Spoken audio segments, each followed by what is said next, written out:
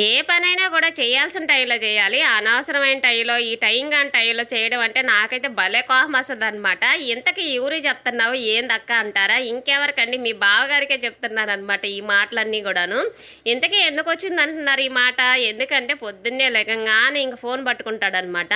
ఇంకా WhatsApp on చేసి మనకెవరు పంపించబల్లే good morning మనమే పంపిస్తామనమాట. ఒక 30, 40 మందికి పంపించుకొని తర్వాత ఏమేమైనా మెసేజ్‌లు వచ్చినాయా ఏందని చెప్పి ఆన్ చేసుకొని చూసుకుంటా ఉంటాడు. ఒక అరగంట అయిపోయిద్దనమాట. మన ఫోన్ ఆన్ చేస్తే చాలు దాన్ని ఆపే టైం కూడా తెలీదు.